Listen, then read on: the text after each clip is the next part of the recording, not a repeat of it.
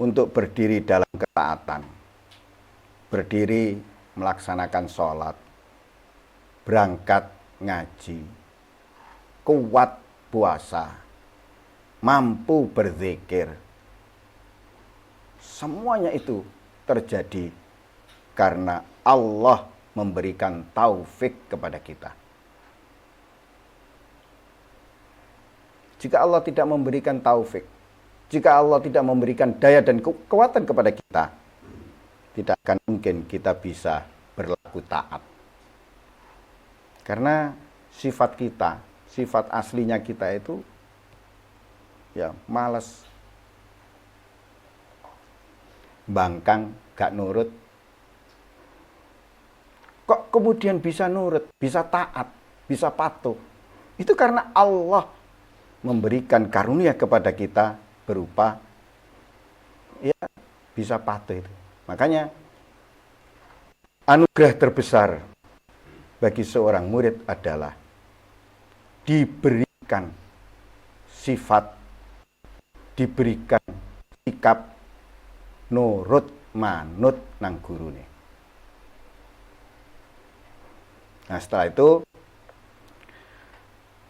kita harus terus menyadari bahwa kita ini lemah, kita ini apes, kita tidak punya kekuatan, kita ini malas. Begitu seterusnya, kesadaran itu harus dibangun bahwa kita ini lemah, kita ini apes, kita ini malas. Kemudian menisbatkan setiap amal kebaikan, menisbatkan setiap perbuatan baik kepada Allah. Ini harus dilatih. Makanya jika kita mau latihan, misalkan kita sebagai anak, terus kemudian kita diberikan kemampuan bisa sedekah kepada orang lain. Nah, tidak hanya lisan kita, pertama dia dalam hati, walaupun tidak di lisan. Sedekah ini bukan dari saya, tapi ini dari bapak saya. Nah, begitu. Murid juga begitu. Ketika membantu orang lain, ketika memberi kepada kaum yang lemah, yang memang layak dibantu, dalam hatinya harus terus merasa begitu. Ini bukan dari saya. Nah, ini dari guru saya. Begitu terusnya. Itu menisbatkan. Nah, sampai kemudian benar-benar menisbatkan segala amal baiknya kepada Allah. Setelah seseorang menyadari kelemahan dirinya, kemudian menisbatkan, menyandarkan setiap amal baik kepada Allah. Berikutnya yang harus dilakukan adalah terus-menerus bersyukur kepada Allah. Harus disyukuri. Kalau tidak disyukuri, ya nikmat itu akan diambil. Kita diberi nikmat oleh Allah, hati kita dikerentekno, dikersakno budal ngaji. Maka nikmat anugerah berupa dikehendaki, dijalankan, bisa ngaji itu nikmat yang harus disyukuri. Terus seperti itu di setiap perbuatan baik. Lah, kalau seseorang sudah menyadari seperti itu, pasti dia tidak akan menghina, tidak akan mengolok-olok mereka-mereka yang belum diberi hidayah oleh Allah, belum dikehendaki berlaku taat.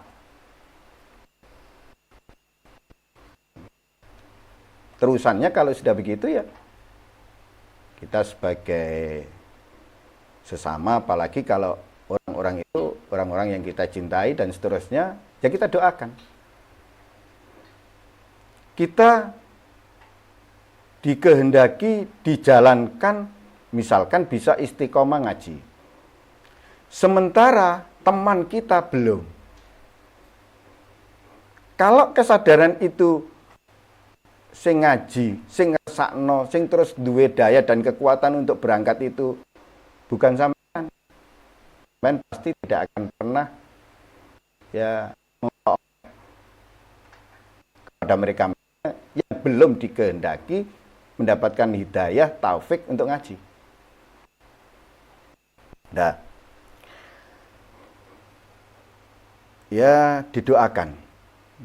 Sesering mungkin kita kemudian mendoakannya agar Allah memberikan hidayah kepada mereka-mereka yang belum diberi hidayah khusus. Wa ajma'a al-asyyahu annal abda yasilu bi ibadatihi ila husul thawab wa dukhulil jannah wa la yasilu ila hadrati rabbi illa in sahibahu al-adabu fi tilkal ibadah. Para masyayikh di sini adalah sese sufi, guru-guru sufi. Mereka semua sepakat bahwa seorang hamba dengan ibadahnya bisa sampai pada perolehan pahala dan masuk surga. Tetapi ia tidak akan sampai pada hadrah Tuhannya, pada kedekatan dengan Tuhannya, kecuali apabila ibadah itu disertai dengan adab. Jadi ibadah selama kemudian memenuhi syarat rukunnya sesuai dengan syariat yang telah dicontohkan oleh Nabi kita. Orang yang beribadah yang demikian itu nantinya diberi pahala, bisa masuk surga. Ya memang standar umumnya orang beriman itu seperti itu.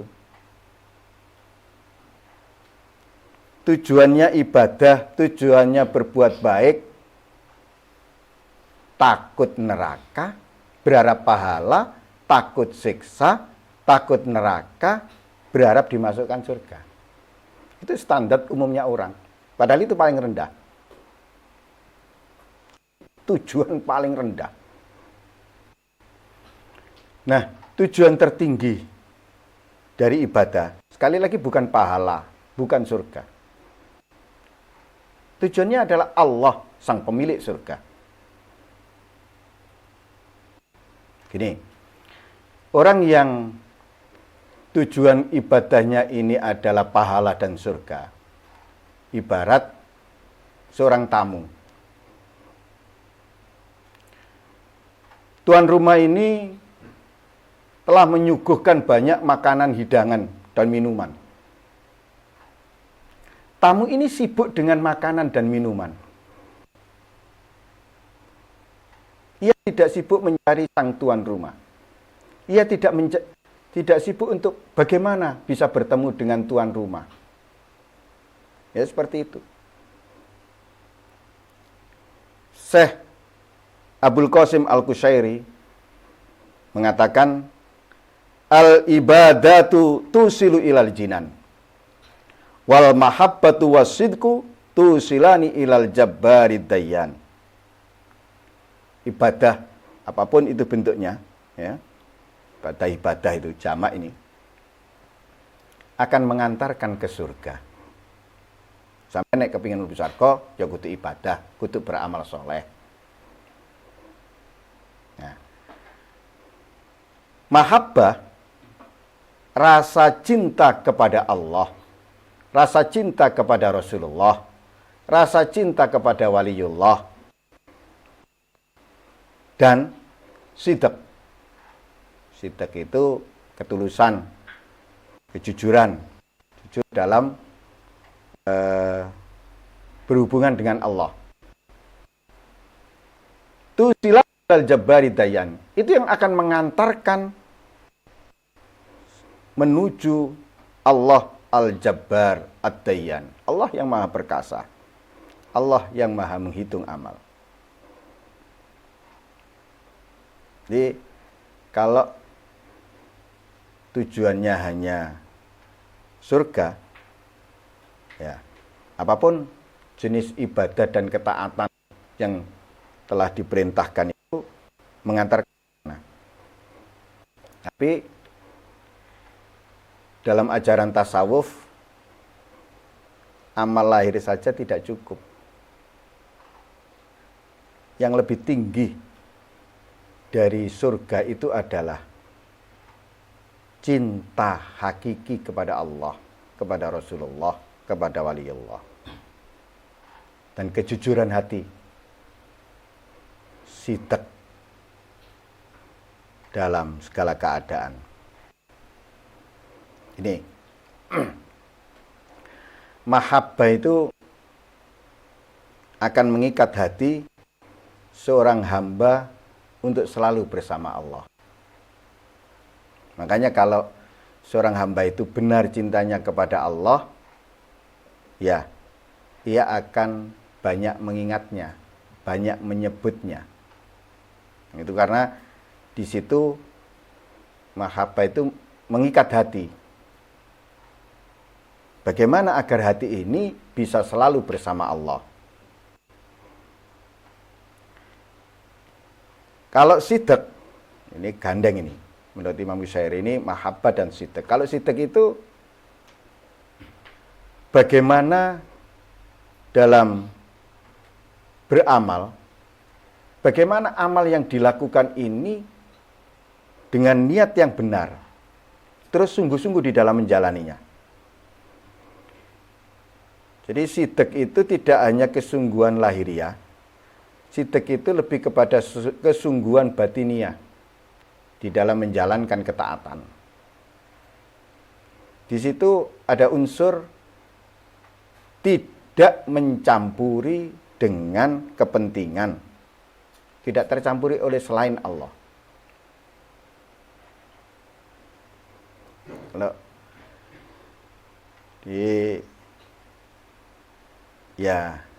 kalau dari sisi, dilihat dari sisi balasan ya.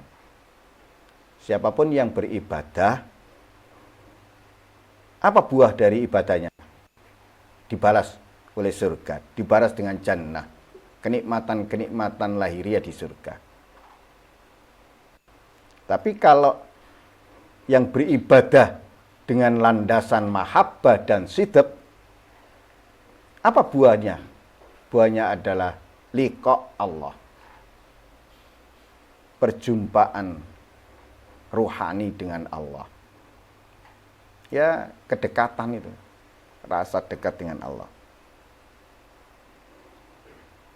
Jadi gini, orang yang di dalam beribadah itu disertai dengan mahabbah dan sidq, ya ibaratnya, dia kan akan nanti pada akhirnya bertemu Allah. Nah, sebelum bertemu Allah itu, mahabbah dan sidqnya ini mengantarkannya melewati surga. Jadi dengan mahabbah dan sidqnya itu otomatis dimasukkan surga. Mahabbah dan sidq itu mengantarkan perjumpaan dengan Allah.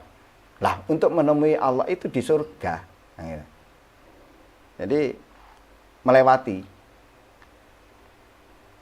Makanya seorang hamba yang beribadah dengan cinta, karena cintanya dia tidak akan berhenti pada kenikmatan surga. Seandainya pun tidak diberi kenikmatan surga, ia tetap beribadah. Ya karena cintanya itu.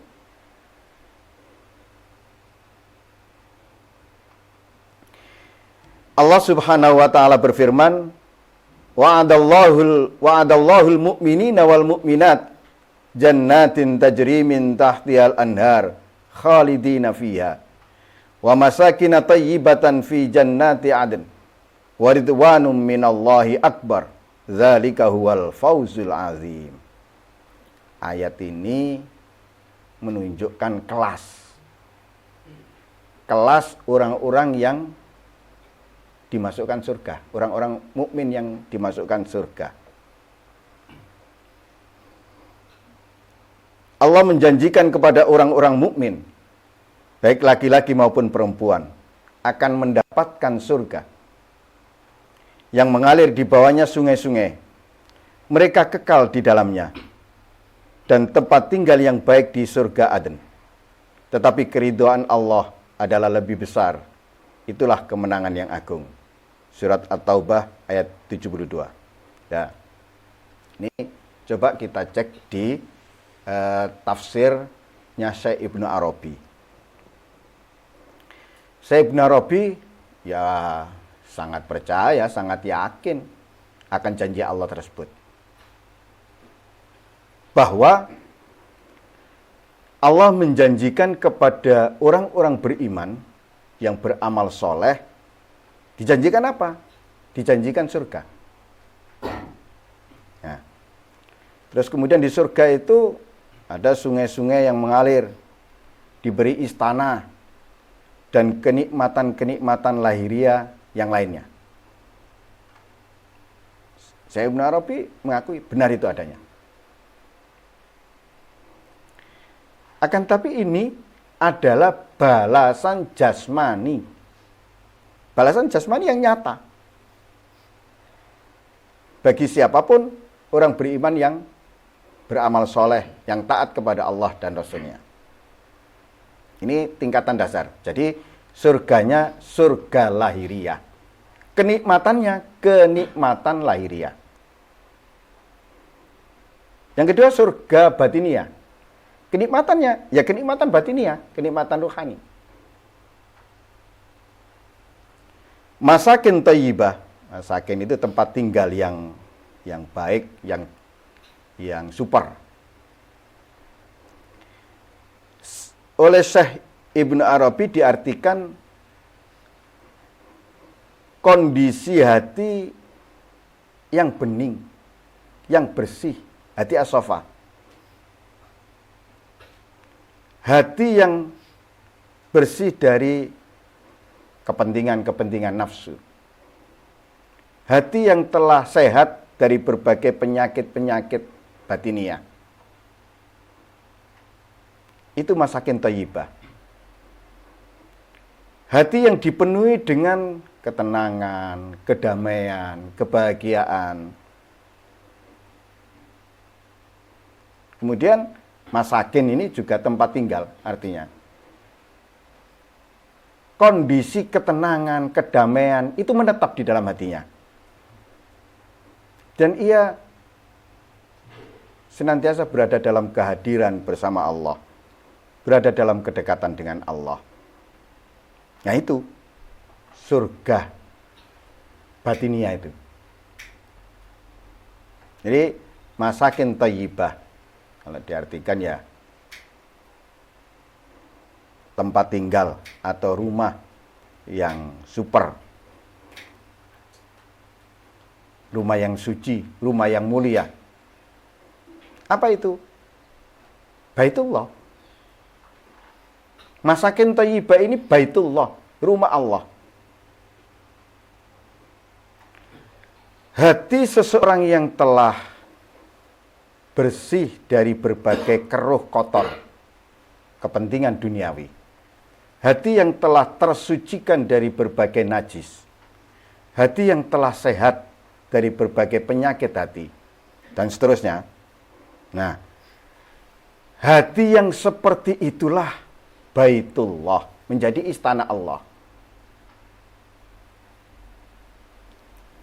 Kondisi hati yang demikian itulah kemudian Allah menurunkan sakinah, ketenangan, kedamaian, kenyamanan, dan seterusnya.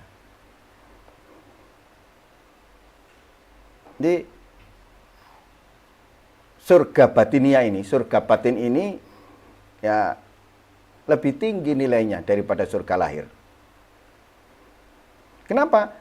Ya karena kenikmatan, kelezatan yang diberikan oleh Allah adalah kelezatan ruhaniyah. Kenikmatan batiniyah. Kelezatan ruhani ini tidak terbatas oleh ruang dan waktu. Oleh kondisi sempit atau lapang, kaya atau miskin. Kalau kelezatan jasmani terbatas. Kita misalkan menikmati makan sate gulai. Kalau kondisi kita kenyang, sate gulai jadi tidak nikmat sudah, ini terbatas. Tapi kelezatan rohani tidak terbatas oleh ruang dan waktu. Maka ya paling enggak ya kita mengejar surga batin inilah. Jika kita berupaya untuk mendapatkan surga batin, ya harus rela. Jasmani kita, ya kita tanda kutip dijak soroloroh.